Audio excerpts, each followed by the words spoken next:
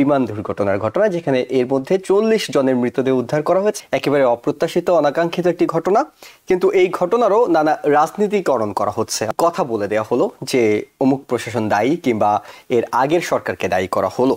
তার কারণটি যদি প্রেসিডেন্টের মতো পদে থেকে যদি একটি ব্যক্তি বলেন যে কারা দায়ী বা কি জন্য দুর্ঘটনা ঘটলো, তাহলে তার তদন্তের কোনো প্রয়োজন থাকে না। যেখানে ডিফেন্স সেক্রেটারি নিজে একটি প্রতিক্রিয়া দিলেন, প্রেসিডেন্টের একবারে এই প্রতিক্রিয়াটি না দিলেও হতো। এই জায়গাতে আপনার আমেরিকান গভর্নমেন্টের এফিসিয়েন্সি আছে, এবং আমি মনে করি যে উনি যে মন্তব্যটা করেছেন সেটি কোনো ক্রমে এটা কাম্য নয়। আমার কাছে মনে হচ্ছে যে এটা একটা নেগেটিভ ঘটনা, কোনো সন্দেহ নেই। ট্রাম্প মাত্র হচ্ছে যে প্রশাসনের দায়িত্ব নিয়েছেন, উনি এই ধরনের মন্তব্য না করলেও পারতেন। বিমান দুর্ঘটনার ঘটনা, যেখানে এর মধ্যে 40 জনের মৃতদেহ উদ্ধার করা হয়েছে এবং ধারণা করা হচ্ছে সবাই, অর্থাৎ জীবিত কাউকে উদ্ধার করা সম্ভব হবে না। একেবারে অপ্রত্যাশিত, অনাকাঙ্ক্ষিত একটি ঘটনা, কিন্তু এই ঘটনারও নানা রাজনীতিকরণ করা হচ্ছে। অর্থাৎ এই ধরনের ঘটনার পরে যেখানে সবাই তদন্ত কমিটির রিপোর্টের জন্য অপেক্ষা, কিংবা আসলে কারা দায়ী সেটি জানবেন অথরিটির কাছ থেকে, সেখানে একটি কথা বলে দেওয়া হলো যে অমুক প্রশাসন দায়ী কিংবা এর আগের সরকারকে দায়ী করা হলো। আপনি পুরো বিষয়টিকে কিভাবে দেখছেন? জি, ধন্যবাদ আপনাকে। দেখুন, দুর্ঘটনাটি এটি একটি রেয়ার দুর্ঘটনা। 2001-এর পর এরকম কোনো বিমান দুর্ঘটনা, এত ভয়াবহ বিমান দুর্ঘটনা আমেরিকাতে ঘটেনি। তো নিঃসন্দেহে এটি অত্যন্ত দুঃখজনক, মর্মান্তিক। 67 জন, দুটি জানি যে 67 জন ছিল, 64 এবং 3, তারা কেউই বেঁচে নেই আশঙ্কা করা হচ্ছে।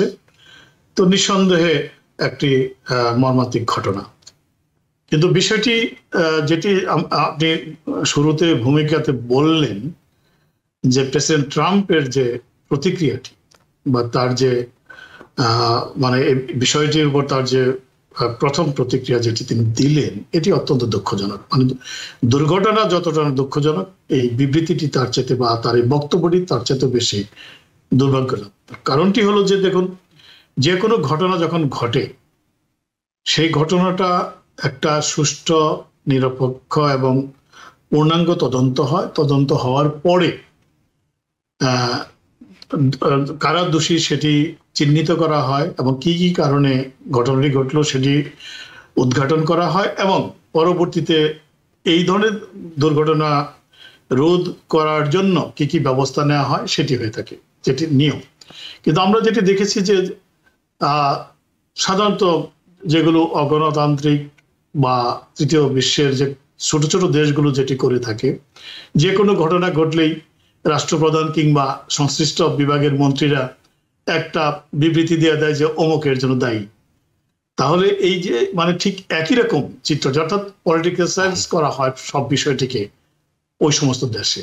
ঠিক আমেরিকার মতো একটা গণতান্ত্রিক একটি দেশে, একটা বিশ্বের 1 নম্বর দেশে যখন দেশের সর্বোচ্চ ব্যক্তির কাছে থেকে এ ধরনের প্রতিক্রিয়া আসে, সেটি আমাদের সেই ভয়াবহ যে বা মানে যেটি লজ্জাজনক অবস্থা সেটিকেই মনে করিয়ে দেয়।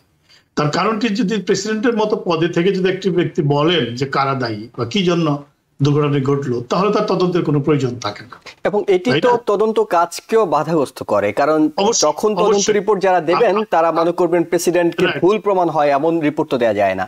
না, এটা হ্যাঁ, তবে আসার কথা যেটি আমি তুলনা করছিলাম অন্যান্য দেশের সঙ্গে, অনুন্নত দেশ বা তৃতীয় বিশ্বের দেশগুলোর সঙ্গে, সেখানে যখন এই ধরনের বিবৃতিগুলো দেওয়া হয়, ইচ্ছে করে দেওয়া হয় যেন তদন্ত কমিটি ওই রাষ্ট্রপ্রধানকে খুশি করার জন্য তার মানে বক্তব্যটাকে প্রতিষ্ঠিত করে, কারণ সেখানকার ইনস্টিটিউশনগুলো অত স্ট্রং থাকে না এবং ওইখানকার রাষ্ট্রপ্রধানরা বা সংশ্লিষ্ট ব্যক্তিরা এই বিবৃতিগুলো দিয়েই থাকে তদন্তকে প্রভাবিত করার জন্য। কিন্তু আমেরিকাতে আমি আপনি যে আশঙ্কার কথাটি বললেন, আমি আসলে সেই আশঙ্কাটা দেখছি না, সুযোগ নেই। তার কারণটি হলো যে এখানকার ইনস্টিটিউশনগুলো বা যারা তদন্ত করবে তারা অত্যন্ত নিরপেক্ষ। এবং ডিফেন্স সেক্রেটারি তিনি নিজেও কিন্তু বলছিলেন যে পাইলট অত্যন্ত দক্ষ, অর্থাৎ ট্রাম্পের সবচেয়ে বিশ্বস্ত লোকগুলোই কিন্তু বলছেন। কিন্তু ওই কথাটি ট্রাম্পেরও বলা হচ্ছে, কিংবা প্রেসিডেন্ট যেখানে ডিফেন্স সেক্রেটারি নিজে একটি প্রতিক্রিয়া দিলেন, প্রেসিডেন্টের একবারে এই প্রতিক্রিয়াটি না দিলেও হতো। উনি তার প্রতিক্রিয়াটা হতে পারতো যে দুঃখজনক, সমবেদনা প্রকাশ করতে পারতেন এবং সেই সঙ্গে সুষ্ঠু তদন্ত করে এর কারণ উদ্ঘাটন করা হবে, ভবিষ্যতে যাতে এই ধরনের কোনো বিষয় না হয়। উনি ওনার কথাটা সেরকম হওয়ার কথা ছিল, তা না করে পলিটিক্যালি। তার মানে কি, ওই যে উনি DEI যে বাতিল করলেন বা করছেন, এটিকে প্রতিষ্ঠিত করার জন্য, যে ডাইভার্সিটি যে এফোর্টসটা, সেটাকে ডিফেম করার জন্য পলিটিক্যাল করা হলো, মানুষের জীবনের চেয়ে তার কাছে এই বিষয়টি সবচেয়ে বড় হলো। এটি দুঃখজনক। কারণ তিনি চাচ্ছেন যে বৈচিত্র্য বা ডাইভার্সিফিকেশন এনে এফিসিয়েন্সি কমে যায়, এটি প্রমাণ করতে চাইলেন। যে কারণে যেটা মানে আপনার যে ফেডারেল এভিয়েশন অ্যাডমিনিস্ট্রেশনে যে এই ডাইভার্সিফিকেশনের কারণে স্ট্যান্ডার্ড লো হয়ে গেছে এবং সে কারণেই দুর্ঘটনা ঘটেছে সেটি। এখানে দেখেন কয়েকটা পক্ষ আছে। দুর্ঘটনা ঘটার কারণ কি হতে পারে? একটা হতে পারে যে এয়ার ট্রাফিকিং সিস্টেমে কোনো দুর্বলতা ছিল কিনা, কিংবা এই সংশ্লিষ্ট দুটি বিমানে বা হেলিকপ্টার যারা মানে পরিচালনা করেছে বা ক্রু আছে তাদের কোনো ইনএফিসিয়েন্সি কিংবা অবহেলা আছে কিনা, এইগুলো তো মূল কারণ হওয়ার কথা। তা না করে উনি বলে দিলেন যে যেটা সিভিল এভিয়েশন বা ফেডারেল এভিয়েশন অ্যাডমিনিস্ট্রেশনে তারা অদক্ষ লোক দ্বারা পরিচালিত, এয়ার ট্রাফিক সিস্টেমটা লো স্ট্যান্ডার্ড হয়ে গেছে, সেই জন্য দুর্ঘটনা ঘটেছে।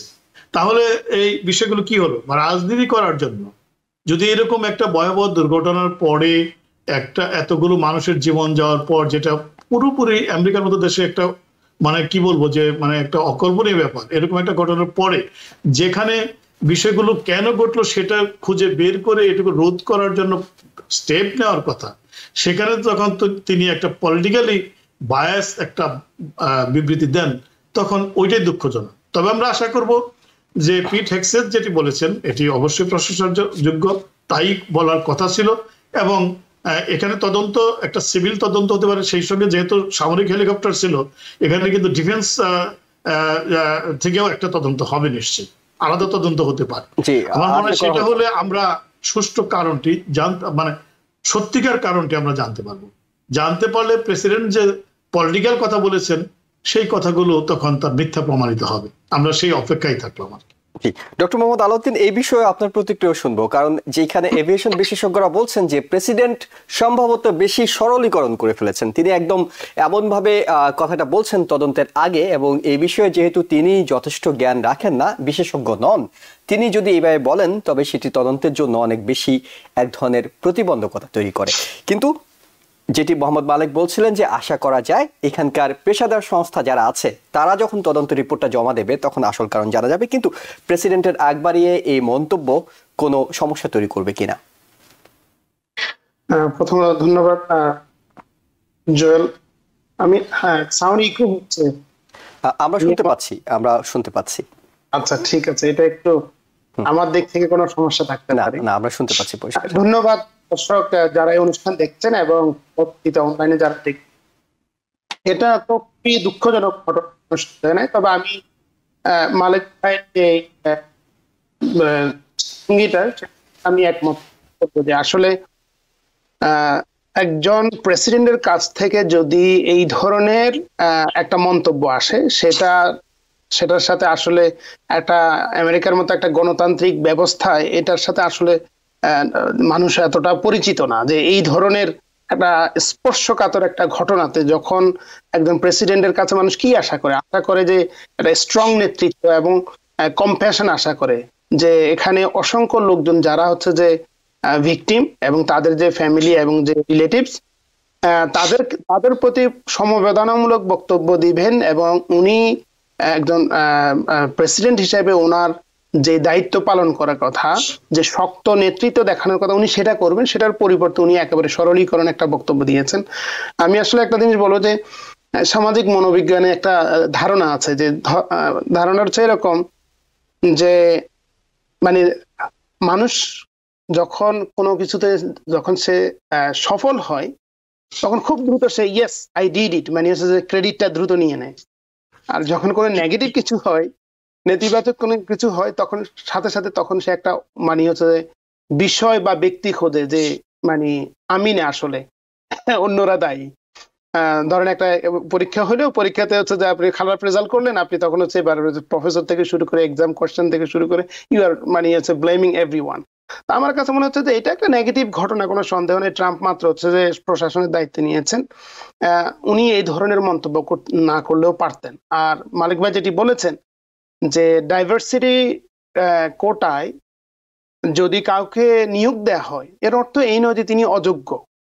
এবং আমি বলবো যে এই যে এয়ার ট্রাফিক কন্ট্রোল বা এই যে পজিশনগুলো, এগুলো হচ্ছে টেকনিক্যাল কোয়ালিফিকেশন, সেখানে হচ্ছে ডাইভার্সিটি ম্যাটার করে না।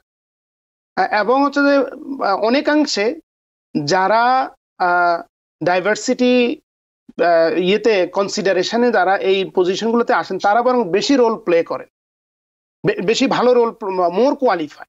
তা আমার কাছে যেটা মনে হচ্ছে যে এইরকম একটা ঘটনাতে এটা খুবই মানে অদায়িত্বশীল মন্তব্য উনি করেছেন। আর বিশেষ করে আমেরিকাতে আপনারা জানেন 16,000-এর মতো এয়ারপোর্ট আছে এবং এত পরিমাণ এয়ারপোর্ট, এত পরিমাণ আপনার হচ্ছে যে ফ্লাইট, সেখানে হচ্ছে যে মানে যদি এতটা নড়বড়ে অবস্থা হতো তাহলে তো এরকম আরো বহুত ঘটনার মানুষ সাক্ষী হতো। কিন্তু ওই যে মালিক ভাই যেটা বলেছেন 2001 সালে একটা ঘটনা, এরপর 2009 সালে বাফেলোতে আরেকটা ছোট ঘটনা ঘটেছে। কিন্তু আপনার হচ্ছে যে এই জায়গাতে আপনার আমেরিকান গভর্নমেন্টের এফিসিয়েন্সি আছে এবং আমি মনে করি যে উনি যে মন্তব্যটা করেছেন সেটি কোনো ক্রমে এটা কাম্য নয়, বিশেষ করে যেখানে একটা বিষয় সম্পর্কে ক্লিয়ার না, যে এখানে বিভিন্ন পক্ষ থেকে এটা কনফার্ম করা হয়েছে যে যারা হেলিকপ্টারে ছিলেন তাদের কাছে they were aware of this plane approaching. এখন নিশ্চয়ই এখানে কোনো একটা টেকনিক্যাল অথবা হচ্ছে যে ফেলিওর হয়েছে, যে কোনো কিছু একটা হয়েছে যেটা আমরা জানি না।